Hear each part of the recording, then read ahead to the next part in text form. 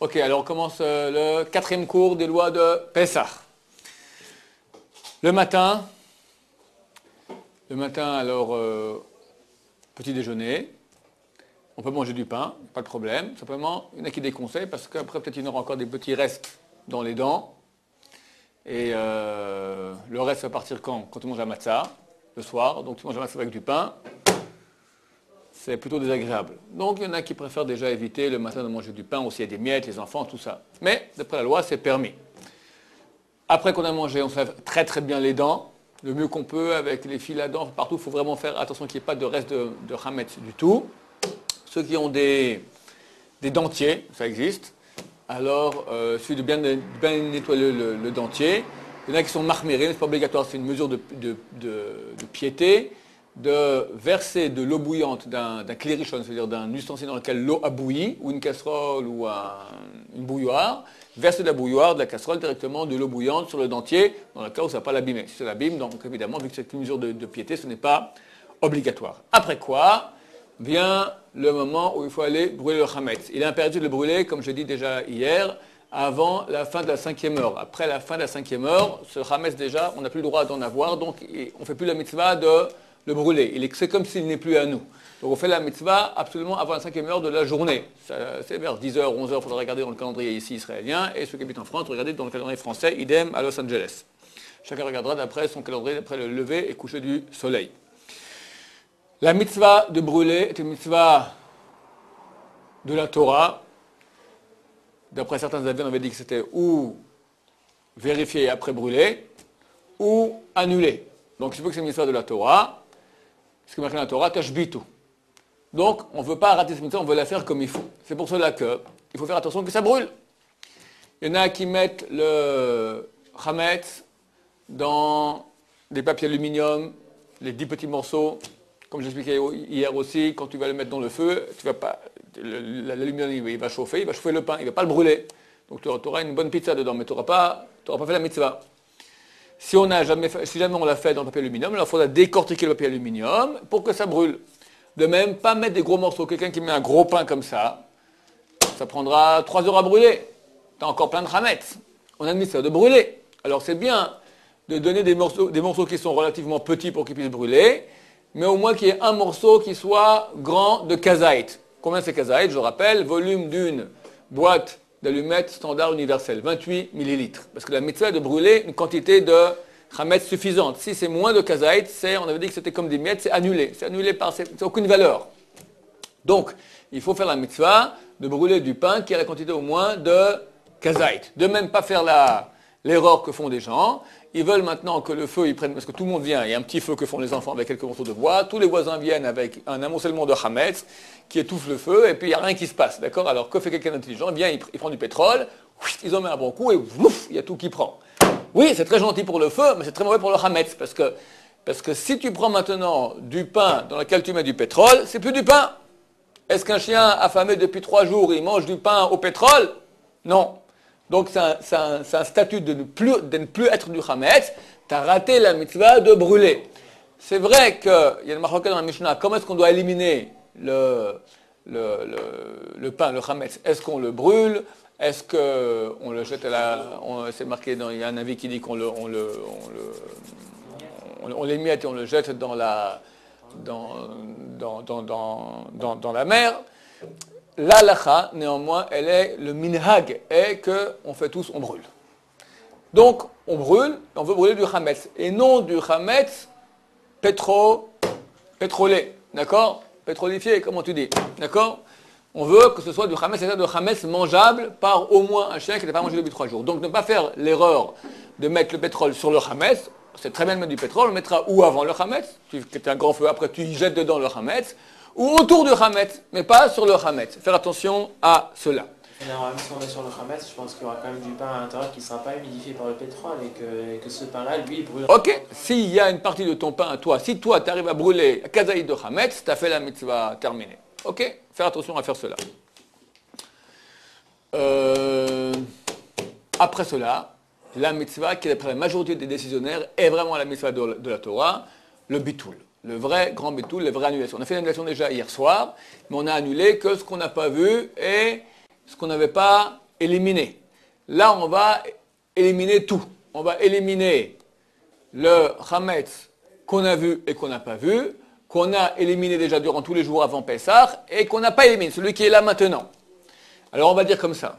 On va répéter aussi 3 fois, et une des 3 fois, on va rappeler aussi que ce soit Hefkera, que je me désapproprie, pour rattraper aussi l'avis du Tosfot, comme j'expliquais déjà hier, pour l'annulation du soir.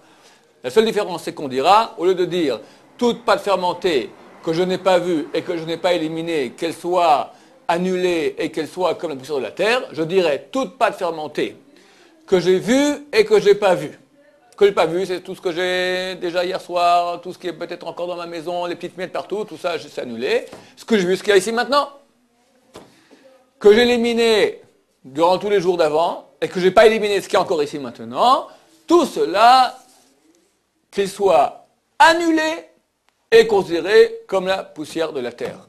Et une 3e fois, on rajoutera, et je m'en désapproprie. Et pensez qu'on fait le mitzvah de la Torah. Ça s'appelle l'annulation. On a brûlé le feu, on a brûlé le Hametz dans le feu, on attend que ça soit vraiment brûlé. Et là, on fait l'annulation. De nouveau, il faudrait le faire absolument avant la fin de la 5e heure. Donc on s'y prend relativement tôt pour ne pas être pris par le temps. Si quelqu'un doit aller au magasin, il doit travailler, il ne peut pas aller brûler. Il dira à sa femme d'aller brûler le Hametz, à ses enfants, à qui que ce soit, le voisin qui a brûlé son Hametz, mais lui annulera. Il n'est pas obligé d'être à côté du Hametz qu'on est en train de le brûler pour annuler. Il peut être à Tombouctou et annuler de là-bas, il n'y a aucun problème. À condition qu'il annule après qu'on ait brûlé.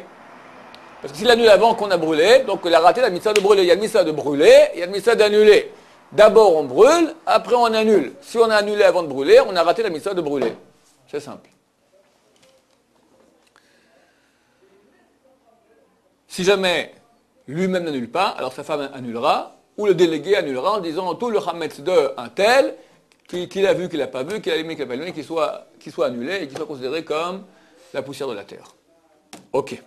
On passe maintenant à un autre sujet, c'est quel type d'aliments sont interdits à la consommation pendant Pessah et quel type d'aliments aussi nous devons éliminer avant Pessah. Donc on a déjà répété ici que c'était tout ce qui provenait des 5 céréales et qui a fermenté. Ce n'est pas que la pâte, que les biscuits, ça peut être aussi des boissons, le whisky, la bière, n'importe quelle chose dans laquelle on a mis, et il y a à peu près dans tout se trouve du Hametz. Donc, obligatoire de passer par une liste des rabbinats qui nous disent dans quel produit il y a oui ou non du Hametz, qu'est-ce qui est kasher ou pas, qu'est-ce qui n'est pas kasher. Il y a une coutume qu'ont nos frères Ashkénazes et une partie des communautés sarades nord-africaines de ne pas manger du riz ni des kitniyot. Kitniyot en français, je crois que ce sont des féculents. Comment on appelle ça? De la légumerie. Les légumineuses. Ok. C'est pas le minhag des Sfaradim, en tout cas pas ici dans toute la région de Israël, l'Égypte, le Liban, l'Irak, l'Iran, etc. C'est une coutume des Ashkenazim, et ceux qui sont influencés par les Ashkenazim, c'est donc toute la région du Maroc et de l'Algérie, parce que leur réponse à toutes leurs questions, au lieu d'envoyer aux rabbins d'Israël, il est posé aux rabbins d'Espagne. En Espagne, il y avait les grands rabbins ashkénazes qui avaient fui les persécutions d'Ashkénazes, comme le Roche et le Tour, sont venus, qui sont les plus grands décisionnaires ashkénazes. Eux, ils ont vécu en Espagne. En tout cas, ils ont fui et ils ont vécu en Espagne. Donc, ils ont été influencés par les coutumes ashkénazes, et pour eux, il est interdit effectivement de manger du riz. Nous, on mange du riz sans aucun problème. Il faudra le vérifier bien, parce que des fois, il y a des grains de blé dans le riz, donc on vérifie, la coutume est de vérifier 3 fois le riz, et faire attention que les enfants ne mangent pas des biscuits près du riz qu'on est en train de vérifier pour Pessah. Du riz caché à Pessah. Du riz caché à Pessah, bien sûr, qui n'a pas subi un processus pour devenir non collant par du chametz, par l'amidon, par du blé. Un Ashkénaze ou un Nord-Africain, est-ce qu'il doit éliminer le riz? Il ne mange pas du riz, c'est clair. Est-ce qu'il doit éliminer le riz de sa maison? Absolument pas. Même si le riz, maintenant, il est chamoutz. C'est quoi chamoutz? Il a fermenté. Il a pris du riz, il a fait cuire, il a laissé dans l'eau, d'accord? C'est du riz à l'état, il n'y a pas plus. C'est du riz fermenté. Ce n'est pas du riz sec, c'est du riz mouillé, du riz humide. bien que c'est un riz qui est fermenté, il n'est pas considéré comme chametz qu'on doit éliminer. Le manger, il n'aura pas le droit de le manger, mais le garder à la maison, il n'y a aucun problème à garder du riz et des légumineuses à la maison, pour nos frères ashkénazes et pour nos frères nord-africains. De même. Pourquoi il est sourd de manger ces céréales? Il faut comprendre, à Pessah, c'est la fête des Khumrot, c'est la fête des interdits, où c'est tellement grave l'interdit de Hametz que tout ce qui avait une petite relation éloignée avec le Hametz, alors on évite. Un temps, on mettait le riz dans des sacs dans lesquels il y avait du blé.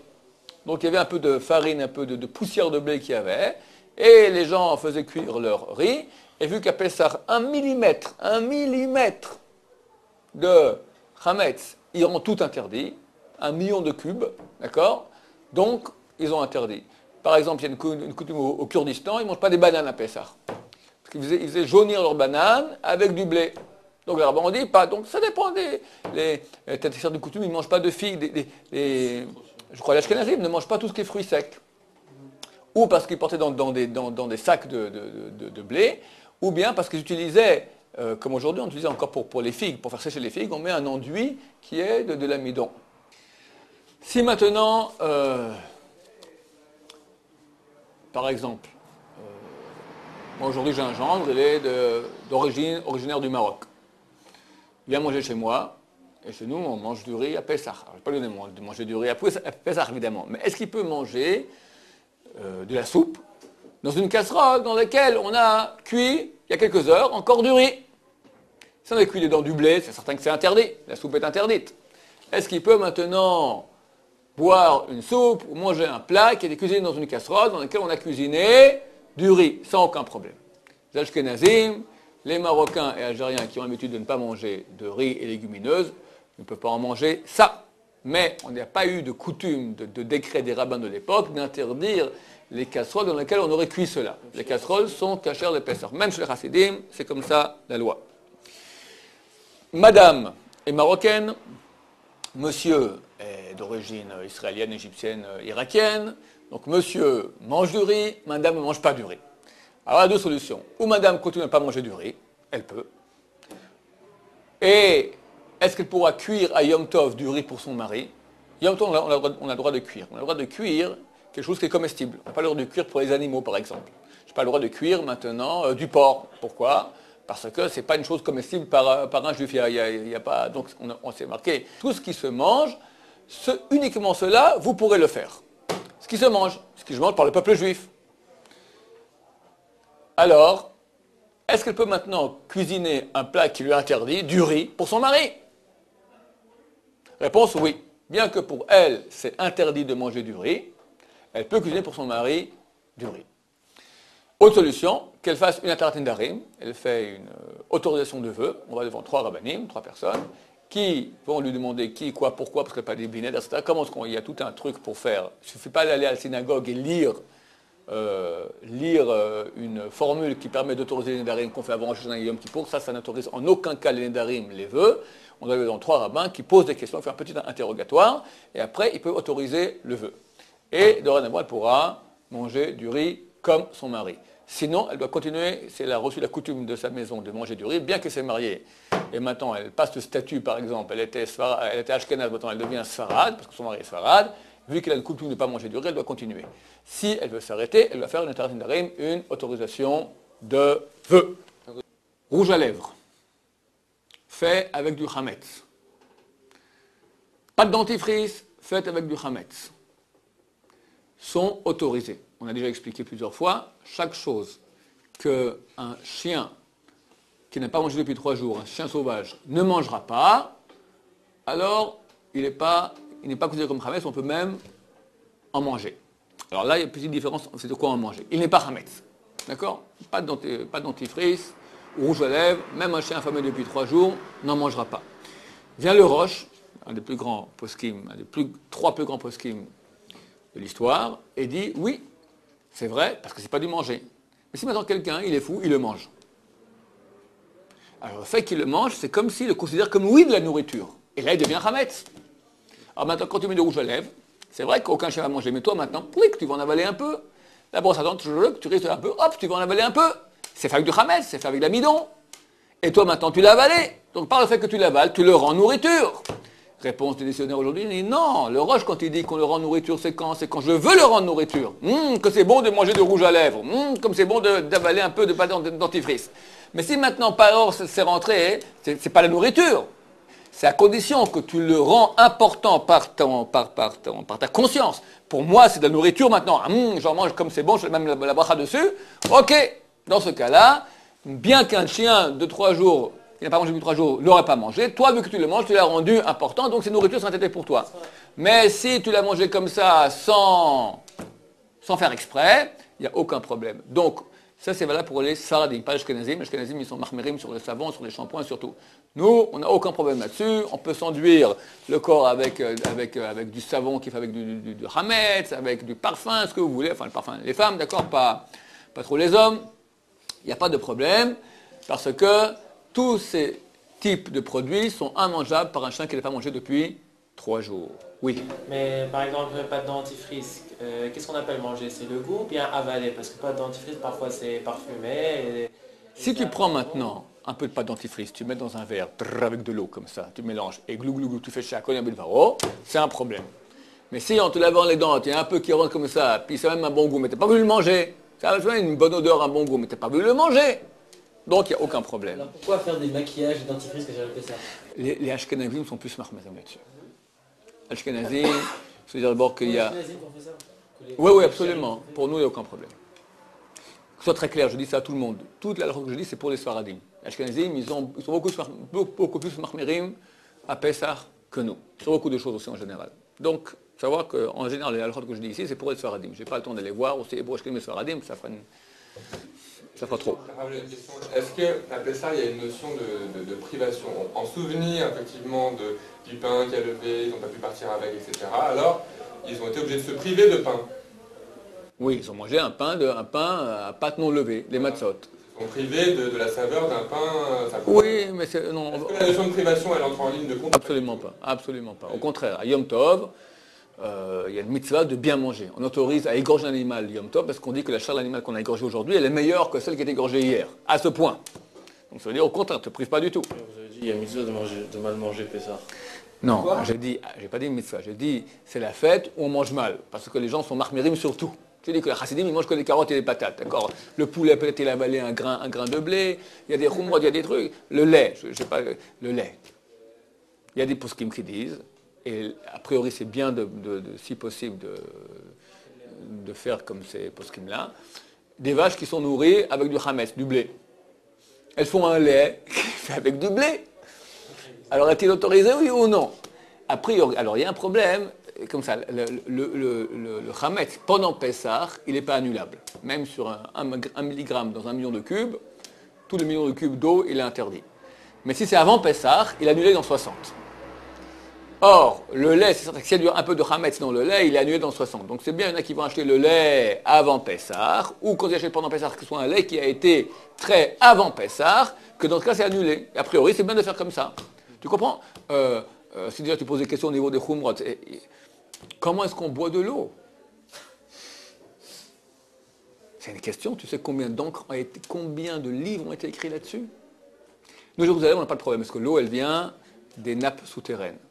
Dans la moitié du pays d'Israël, et j'imagine à Paris, l'eau, elle vient où? Elle vient d'où? Elle vient de la Seine, à Paris, et ici, elle vient du lac du Tibériade. Maintenant, combien de gens jettent leur bière, leurs morceaux de pain, leur hametz dans la Tibériade? Il suffit une personne, elle a jeté une miette. Pic! Tout est interdit. Tout est interdit.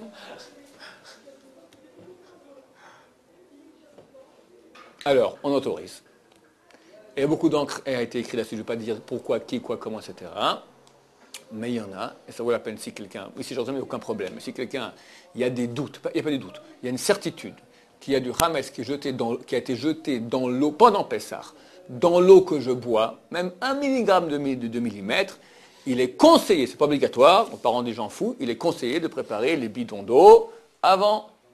Et dans beaucoup de familles, tu as des bidons d'eau qui sont préparés avant, parce que l'eau pour se laver, il n'y a aucun problème, mais l'eau qu'on veut utiliser pour boire le thé ou pour cuisiner le riz ou autre chose, une soupe, d'accord? Donc, tu me dis, c'est pour ça que je te dis, il n'y a aucune mitzvah de se priver. Au contraire, nourris-toi, réjouis-toi à Yom Tov, il faut se réjouir. Il faut manger bien, c'est une mitzvah de la Torah, d'accord? De manger, il faut manger de la viande, il faut boire du vin, c'est obligatoire, c'est une mitzvah de la Torah pour nous, pour les hommes, les femmes, voilà, c'est marqué comment on les réjouit à la fête de Yom Tov avec des bijoux et des habits. Obligation pour les maris d'acheter à leurs femmes des bijoux et des habits pour les fêtes, ou bijoux ou habits, si l'argent les deux, d'accord? Et les hommes, bonne viande et bon vin. Ça, c'est la mitzvah de la Torah de se réjouir. Donc, on doit se réjouir. Mais pas la force des choses, vu que la fête de Pessah, elle est très grave au niveau des restrictions ilchatiques à cause du Hametz. Donc, ça fait que beaucoup de gens, ils se trouvent très, très coincés. Tous les gâteaux qu'on fait là, aujourd'hui, Tous les gâteaux qui sont faits, ce sont des gâteaux qui sont faits avec de la poudre, de la farine ou d'amande, ou de la farine de noix, ou de la farine de maïs, ou de la farine de patate, de pommes de terre. de matzah aussi. Farine de matzah aussi. Et pas tout le monde est d'accord là-dessus. La chassidim, son badass, il ne donnera pas là-dessus. Beaucoup de problèmes de dont je parlerai ultérieurement. Ok, les médicaments. On a déjà parlé hier.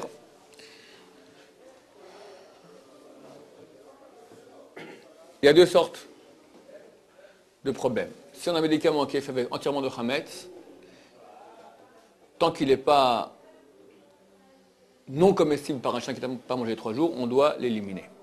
S'il est mélangé, c'est du Hametz mélangé à autre chose, alors il faut qu'il soit non comestible par la majorité des êtres humains pour qu'on ne soit pas obligé de le mettre dehors. S'il est comestible par la majorité des êtres humains, donc on doit l'éliminer, le jeter. Donc on a les sirops, tout ce qui est enrobé de chocolat, les vitamines, tout ce qui est mangeable, tout ce qui est suçable, c'est la nourriture pour la majorité des êtres humains, donc il faut l'éliminer. Alors qu'est-ce qui se passe si maintenant quelqu'un a besoin de médicaments? Il doit manger du médicament. Alors c'est un médicament qui est autorisé, ou bien c'est que du Hametz, mais il est immangeable par un chien depuis 3 jours, ou il est mélangé, dans ce cas-là, il est autorisé si il est pas mangeable, il n'est pas mangeable par la majorité des êtres humains. S'il y a un interdit le premier là, celui qui est mangeable par un chien, c'est pas grave, tu peux le manger sans aucun problème. Celui qui est pas mangeable par la majorité des êtres humains, tu peux ne pas l'éliminer, mais tu n'as pas le droit de le manger. Tu as le droit de manger que c'est un issur de Rabbanan de le manger. On avait dit que si quelqu'un est malade seulement au lit, angine, grippe, il est vraiment au lit avec la fièvre, là il pourra transgresser l'interdit de Rabbanan et manger de ce médicament, dans la mesure où c'est qu'un interdit de Rabbanan parce qu'il n'est pas comestible par la majorité des êtres humains. Et qu'est-ce qui se passe maintenant s'il y a un malade qui a besoin, absolument besoin, pas de question de vie de mort. Question de vie de mort, on mange n'importe quoi, terminé, c'est terminé. Mais si maintenant il est malade, il y a un médicament qu'il doit prendre, on va dire il a une toux, une pneumonie, enfin une maladie sérieuse, et il lui faut maintenant un sirop. Un sirop qui est tout à fait mangeable par la majorité des êtres humains et qui est Hametz. S'il n'était pas mangeable par la majorité des êtres humains, c'est sur de Rabbanan, tu peux. Là qu'il est mangeable par la majorité des êtres humains, c'est un issur de Horaïta, de la Torah. Qu'est-ce qu'on fait? Alors, il y a 2 problèmes. Il y a comment le conserver, comment le manger. Comment le manger, c'est très simple. L'avaler d'un coup, on ne peut pas. Ce qu'on doit faire, c'est pas éviter les sirops, c'est prendre un médicament qui est en comprimé et l'entourer d'un peu de papier, pas forcément un gros carton parce que c'est un papier fin, et l'avaler. D'où on apprend cela? On a une mitzvah, la seule grande mitzvah que nous avons durant toute l'année, qu'on fait avec la bouche en mangeant, c'est celle de manger la matzah le soir de Pessah, mitzvah de la Torah. La Gemara, elle dit, si quelqu'un il a avalé la matzah, est-ce qu'il a fait la mitzvah? Oui, il a fait la mitzvah. Donc on apprendra qu'avaler d'un coup sans mâcher, sans goût, avoir le goût, c'est oui considéré comme manger. Demande la Gemara, si maintenant il a avalé, il a mangé, mais il est entouré de papier, de quelque chose, et il a avalé comme ça, c'est qu'il n'a pas fait la mitzvah de manger. De là, on apprend que lorsque tu avales une chose sans que ça touché ton gosier, alors c'est pas considéré comme manger. Donc s'il y a une nécessité maintenant pour quelqu'un qui est malade, il doit manger du produit qui est Hametz, il l'entoure de papier et il avale, en espérant qu'il arrivera à digérer le papier. Alors, maintenant au niveau de comment est-ce qu'on peut ce Hametz là, on n'a pas le droit de le posséder pendant Pessah, c'est un interdit de la Torah, baléré ou balé matzé. Plusieurs solutions, qui sont tous un peu difficiles, mais c'est la fête de Pessah, elle est difficile. Une solution, tu prends maintenant ton paquet de médicaments, tu vas dans le terrain vague du coin et tu le jettes là-bas. Pas tu le caches sous une pierre. Tu le mets dans un endroit qui est FKR, qui n'appartient à personne, et tu le jettes là-bas. en espérant qu'il n'y aura pas un chat, un corbeau ou un jeune homme qui viendra le prendre. Et chaque fois que tu as besoin, et tu penses vraiment que tu t'en désappropries, il ne t'appartient pas. Et quand tu as besoin, tu ramasses, en pensant qu'en ramassant, tu ne fais pas une zria. Zria, ça veut dire que tu ne t'appropries pas la boîte. Quand quelqu'un trouve une chose dans la rue, il le prend, elle lui appartient. Mais s'il pense que par le fait de le ramasser, ça ne lui appartient pas, alors c'est pas à lui. Donc tu le prends en pensant que ça ne t'appartient pas, tu ne fais pas un acte d'acquisition en le soulevant, tu prends ton comprimé et tu le rejettes de nouveau et hop, tu vas ton comprimé en tout. Hein? C'est FK. Il est FK Tu- comprimé. Le tout est FKR. Maintenant, quand tu ramasses en pensant ne pas faire un acte Quand je d'acquisition, mange quelque chose de FK, je ne l'ai pas acquis. non, si tu penses ne pas faire un acte d'acquisition, tu n'as rien fait. Si tu ne penses rien, par le fait de soulever, tu l'as acquis. Si tu penses rien du tout, si tu penses ne pas l'acquérir, alors tu n'as pas acquis. Maintenant, si possible aussi, tu prendras moins de kazaït, si possible. Parce que la kazaït, c'est déjà une quantité entière. Moins de kazaït, c'est déjà beaucoup moins grave. Diluer le sirop, c'est pas possible. Pardon? Avant Pessah, le sirop, c'est pas possible de diluer avant Pessah. Alors, il y a une solution avec un sirop, par exemple. C'est vrai qu'il y a une solution. C'est que tu mettras dedans un produit extrêmement amer qui le rend imbuvable, comme en tant que boisson, par la majorité des êtres humains. D'accord? Tu mets, ici en Israël, l'arabe avait dit du hilbe. Hilbe. C'est du fenugrec en français. Tu prends de l'eau de fenugrec. Hilbe, c'est un plat très très sympathique que mangent les Yéménites. D'accord?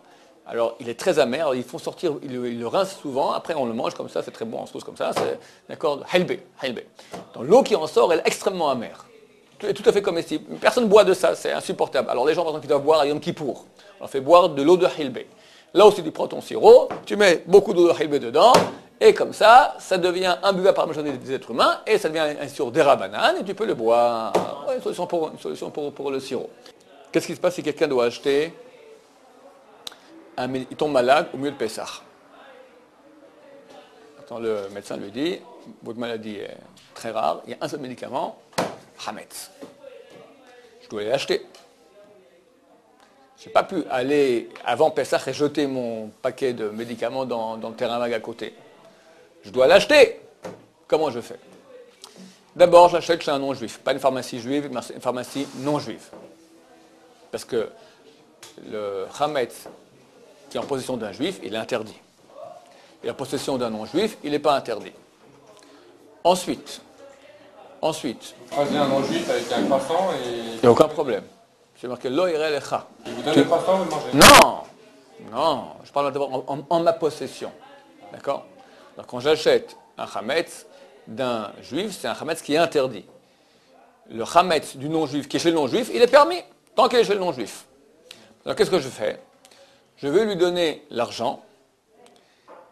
Alors il y a plusieurs solutions. Et c'est mieux de faire, si on peut faire tout à la fois. C'est compliqué. Si on peut, si possible, demander, écoutez, monsieur le pharmacien, l'argent, je vous le donne tout de suite, mais excusez-moi une seconde, je prends le comprimé, tac, je l'avale, après je paye. Parce que je l'ai avalé, alors qu'il n'est pas encore en ma possession, je n'ai pas encore payé. Ou bien une autre solution aussi, tu fais un chèque. Tu fais un chèque pour dans 4 jours. Et là, dans 4 jours, aura lieu la vente effective. Ensuite, si possible, tu achètes moins de kazaït. Un comprimé, il me faut 2 comprimés, d'accord, 3. Pas une quantité de boîte d'allumettes de ce médicament. Quatrièmement, donc ça on avait dit, d'abord acheter chez un non-juif. Deuxièmement, si possible, le consommer avant de l'avoir acheté. Oui, Troisièmement, les autres comprimés, je vais les consommer une fois que je les ai achetés. ce que je veux dire, c'est que tu peux acheter peu à peu. Troisième chose, acheter peu à peu. Moins de kazaït. Quatrième et dernière solution aussi, c'est quand tu achètes, penser que je n'acquiers pas. Je donne l'argent, mais je ne fais pas d'acte d'acquisition du médicament. Avec ces 4 choses-là, ou une de ces 4 choses-là, en cas de force majeure, vu qu'on n'a pas le choix et la personne ne va pas lui demander de rester malade, alors on pourra faire ainsi. Ok, nous passons maintenant à un autre sujet qui est délicat aussi, c'est la vente du Hametz. Cette nouvelle coutume, elle n'existait pas dans le peuple juif. Il y a quelques siècles, il n'est pas question de vendre à un non-juif. Simplement, il y avait une réalité où des gens avaient des quantités de Hametz industrielles et ne pouvaient pas, pour des raisons pécuniaires, s'en débarrasser avant la fête de Pessah. Alors, il y a marqué dans le Shulchan Aruch que tu peux vendre ton Hametz, mais une vraie vente. Tu vends ton Hametz à un goy. Sans aucune condition, pas que tu me le rends, rien du tout. Tu lui vends.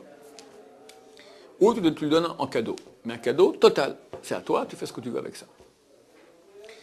Pour que la vente soit effective, il fallait, et comme ça disent beaucoup de poskim encore aujourd'hui, il faut sortir le Hametz de mon domaine et le donner au goy, soit chez lui, pas chez moi.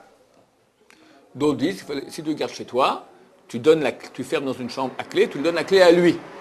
Moi, je ne peux pas rentrer. C'est à lui, il peut rentrer, allez là-bas. La coutume aujourd'hui est les hakel, qu'on ne fait plus attention à ces choses-là, bien que d'après l'halakha, on devrait le faire, c'est-à-dire donner la clé ou le sortir de mon domaine. Mais la coutume aujourd'hui est, on ne fait pas trop attention à ces décisionnaires-là. Pourquoi je vous dis cela? Parce qu'a priori, si on peut s'arranger à ne pas faire la vente, c'est mieux. Dans les cas où c'est nécessaire, parce que j'ai des quantités grandes de Hametz que je ne veux pas brûler. Alors, on ne va pas dire qu'à chaque fois qu'il y a une fête de Pessah, tu dois perdre des centaines d'euros en rien. Alors, dans ces cas où il n'y a pas le choix, alors on comptera sur l'avis des rabbanim qui disent que cette vente est valable, bien que tu n'aies pas donné la clé, bien que tu n'aies pas sorti le Hametz de ton domaine. Mais néanmoins, c'est une mesure de piété, celui qui peut ne pas vendre. Surtout qu'il y a un problème supplémentaire. C'est qu'aujourd'hui, tout le monde va et vend. Même quand il n'y a presque pas de Hametz. Alors d'abord, qu'est-ce qu'on vend? On ne vend pas la maison, ni la chambre, ni les ustensiles. On vend le Hametz. On va vendre du caca, par exemple. Tu vends le placard, mais avec ce qu'il y a dedans ou pas? Parce qu'il y a dedans. Non. Parce que du moment que tu as vendu, tu peux vendre. Tu peux vendre ce que tu veux. Mais du moment que tu as vendu un ustensile à un non-juif, quand tu le rachètes, il faut le tremper au mikvé.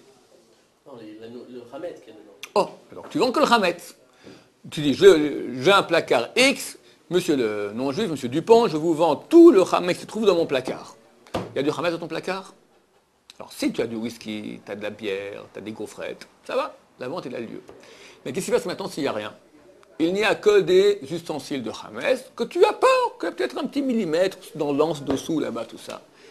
Et ce Hametz-là, il n'a pas la valeur d'une prouta.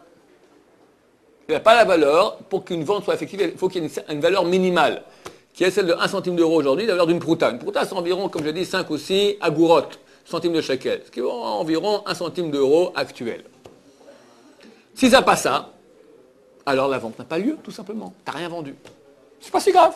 Or, j'ai pas vendu, et j'ai rien fait. La petite miette qui est là-bas, de toute façon, elle est annulée, c'est rien du tout, on a vu que les miettes sont annulées, je ne sais pas où elle est, il n'y a aucun problème. Le problème, il est où?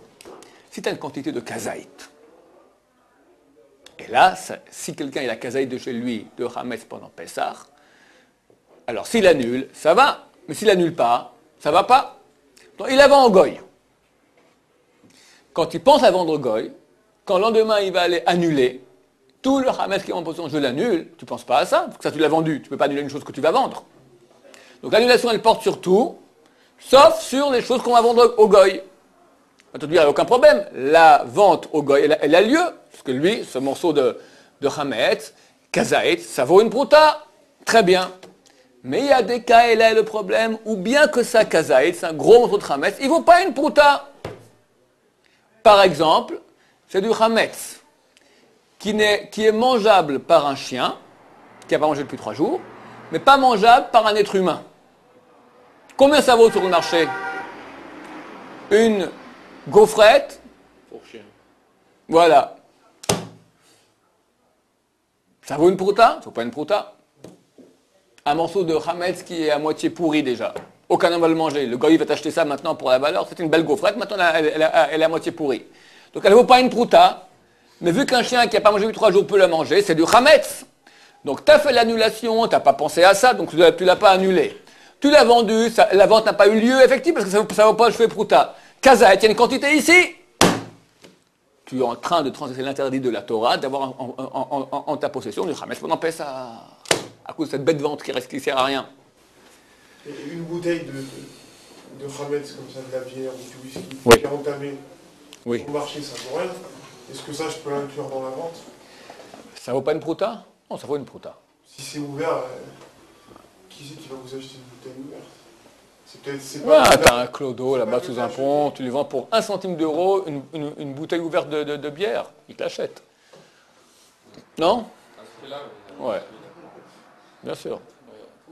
Comment ils font les restes pour vendre à la gueule?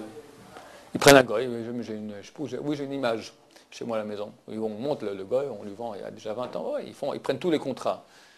Donc, une chose importante aussi, très bien. Beaucoup de gens vont et vendent le Hametz à qui? Au Rav. C'est archi faux. Le Rav, c'est pas le goy. Le Rav, c'est le Rav. Le Rav, il est délégué et tu le rends délégué. Je vous rends délégué pour aller vendre mon Hametz au goy. Le Rav va lui faire un autre délégué, qui est le rabbinat, et le rabbinat va s'occuper d'amener un goy et lui vendre. Il y en a qui vendent sur Internet, ça marche. Comment ils font? Ils remplissent un mail. On remplit le... Pourquoi pas? Très bien. On envoie au rabbin comme ça le mail. C'est valable. Même par téléphone, c'est valable. il faut le vend. Pardon? Il fait pas d'acte de vente. Ça fait rien. Ça fait rien. Ça fait rien. Ça fait rien. C'est vrai que nous, on fait tout ça aujourd'hui, on écrit, on signe, on fait un kinyan soudar. Après la loi, même par téléphone, tu peux le faire. Je te délègue, toi, s'il te plaît, va vendre mon Hametz à un goy. J'ai rien fait. Je te dis comme ça, c'est valable. Mais lui fait le... Lui fera un acte. Ah, bien sûr. Bien sûr. L'acte de vente au goy se fait avec un acte d'acquisition, un contrat, et tout ça comme il faut bien. Il a 10 000 contrats. Le Hametz, il ne doit pas forcément quitter la maison. Si je comprends. Non. Il peut rester dans un placard. Voilà. Et c'est bien de mettre sur le placard, attention, Hametz vendu à un non-juif. Et ce placard devient mouxé, on n'a pas le droit de le toucher. Pour la fête, oui. Est-ce que tu peux maintenant t'oublier quelque chose dedans? Tu peux l'ouvrir pendant la fête. D'habitude, dans le contrat qu'on vend en goy, il dit aussi en cas de nécessité, on pourra rentrer là-bas, dans ton domaine, pour aller prendre le truc qui nous manque. Ok, messieurs? C'est de vendre. Non, je n'ai pas dit très. Mesure de piété de ne pas vendre. D'accord, se débarrasser complètement du C'est mieux. Tu sors de problème. D'abord la vente, on ne sait pas à quel point vraiment tu penses. Deuxièmement, il y a des avis qui disent qu'il fallait le sortir hors de ton domaine. Troisièmement, il y a des cas, comme j'ai expliqué, où la vente n'a pas lieu, parce que tu ne l'as pas annulée, et ça n'a pas la valeur d'une prouta, et pourtant ça casette, donc tu transgresses. À cause de ces points-là, si quelqu'un peut, c'est une mesure de piété de ne pas vendre. Mais aujourd'hui, le minag de tout Israël est de vendre, sans problème. Le Rav Sitruk a dit un truc très bien un jour. Il a dit aujourd'hui, Pessah, c'est 2 signatures. Une signature au goy, une signature à l'hôtel où tu vas passer Pessah. Voilà, c'est tout. Baruch Adonai, le Amen.